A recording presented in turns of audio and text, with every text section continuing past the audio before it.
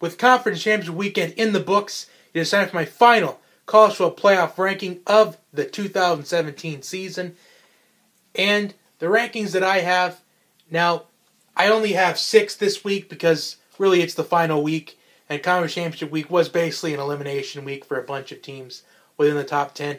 So I'm just going to start off with going from 10 to 7 here. At number 10, I have Penn State. And I know it's going to sound hypocritical because I was a little bit ticked off when the committee put Penn State in the top 10 last week, let alone at number 9. But still, I just think with Miami losing and TC losing in blowout fashion, I just think Penn State will get back in the top 10. They get back in the top 10 in these rankings. Number 9, I have Auburn dropping in from 2 to 9. At least from my rankings. I know last week I had Auburn at 3. The committee had Auburn at 2. But Auburn falling number 9, that seems like a reasonable spot. At number 8, this is going to surprise some people, but I have the Central Florida Golden Knights. That's right, UCF at number 8. They've earned my respect to go undefeated, especially going 0-12 back in 2015 to 12-0 this year. And led by Scott Frost. He really changed the program. And Nebraska fans are hoping that Scott Frost will change the Nebraska football landscape. But that's something else for a different day. Right now, he's got to focus on rankings. So Central Florida, number 8. Number 7, the USC Trojans. Now, USC could have been in the hunt, but I just feel like that meaningless loss to Washington State, that little loss to Washington State, that's what cost USC a chance within this top 4. Now, let's get down to it. Got the top 6 here. Now, let me just start off with something obvious. At number 6, missing out on the college football playoff, the Wisconsin Badgers. Now, the Badgers, it was a great season for them. Their only loss was in the Big Ten Championship game by 6 points. But still, the Badgers are unfortunately left out. If there was an expansion to 8 teams, maybe you consider the Badgers being in that top 8. But unfortunately, it's only the top 4 for right now. So, now let's get to the obvious here. Now, we already know what 3 of the 4 teams are going to be.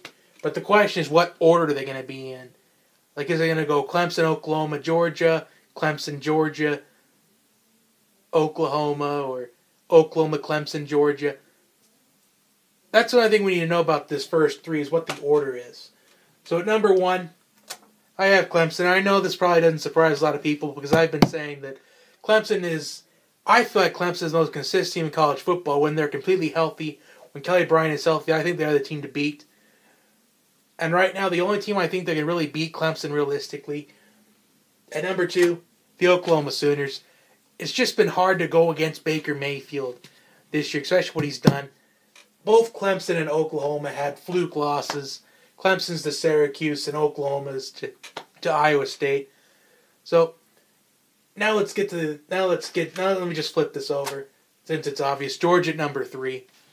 And I'm really happy that Georgia is in this top 4 and in a spot in the playoff. I mean, you would think Georgia would get in, and I feel like there's no reason they should be left out. Although there was a Georgia fan that I spoke to today, and he is concerned that he might get left out by the committee. So the big question is, what everyone's going to be keeping their eyes out for when we're taping this for about the next 11 and a half, 12 hours. Who's number 4 going to be? Is it going to be Alabama, who didn't win a conference championship but only had 1 loss this year? Or is it going to be Ohio State, who won the Big Ten championship, won their conference championship, but had 2 losses? So the question is, did Ohio State do enough toward the end of the stretch to fit into this top 4? Or did I keep Alabama in my top 4? Let's see.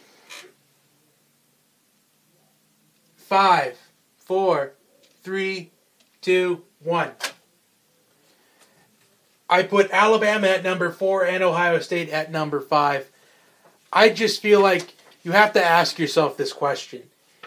Well, you got to ask yourself a couple things. Number 1, will the committee forgive Ohio State for having 2 losses, or are they going to forgive Alabama for losing 1 game on the road by 12 points to Auburn, who was really the number 6 team at the time. But another one you got to ask is, Penn State had 2 losses last year, and they were out on the outside looking in, and Washington was number 4 with 1 loss. Who Washington did lose their only really one of their games that really mattered to build a resume. They did beat Utah last year, but then they lost to USC at home. So what's the one question you got to ask yourself? The other one you got to ask yourself is, does the committee want to just put in a 2-loss team in general? Does the committee want to put in 2 teams of the same conference? Those are some questions you got to ask yourself here. But honestly, you're asking me as a committee member if I was on the committee. And I've been told today I have great quality, by the way. I have Alabama at number 4. And you got to ask yourself this. What could have happened if Florida State didn't lose their quarterback for the season against Alabama? Could Florida State have kept winning and winning? Because I got into an argument today on social media. Really, people should just get off social media sometimes. And I basically said to this kid, if Florida State still had their quarterback, I feel like at the very worst, Florida State would be right in the teens area in the rankings. Because I feel like Florida State would have, at the very worst, ended 9-3, or maybe even 10-2 at the very best. So I basically told that guy, when a team loses a quarterback, it's a bigger blow to a team than you think. Just look at, I know it's a different sport, but look at the Packers without Aaron Rodgers. Look at the Houston Texans without Deshaun Watson. It's really affected the team as a whole. And really, Alabama winning that night against the number 3 team in the country, which everybody was hyped about preseason. Number 1 versus number 3. The whole week leading up to it, a spot in the college football playoff could be at stake tonight. That's the hype that was built around it. And even though the quarterback went down, they were still up 24-7 when he went down. So Alabama had that game.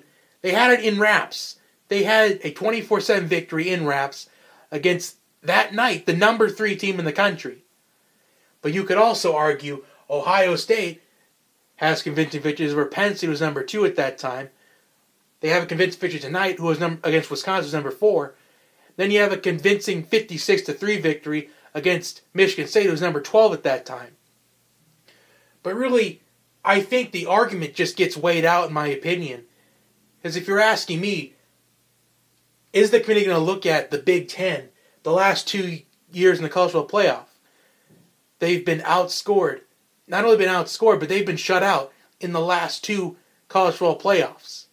Michigan State got shut out by Alabama in 2015, and Ohio State got shut out by Clemson last year. So you got to ask yourself that. Does the committee want to take a risk by not only putting in a 2-loss team, but a 2-loss Big Ten team? And especially based on how this is going to be looking, we could be seeing, if they decide to take the 2-loss team, we'd be seeing a rematch between Clemson and Ohio State, which we saw Clemson win 31-0 last year. So you got to ask yourself that question as well. Or do they want to go with the rematch of the last 2 national championship games? Because really, we may not even know what the order is going to be. This is just what a lot of people could think the order is going to be. So I'll just leave it at that. I'll be back tomorrow afternoon for the reaction. Whether or not the committee made the right choice. My opinion is just my opinion. I'm not an Alabama fan. I'm not an Ohio State fan. I'm not a fan of really anybody in this playoff picture. But I'm just saying my opinion is what I would be on the committee. If I was on the committee, this is what my top 4 would look like. Clemson, OU, Georgia, and Alabama. That would be what my top 4 would look like.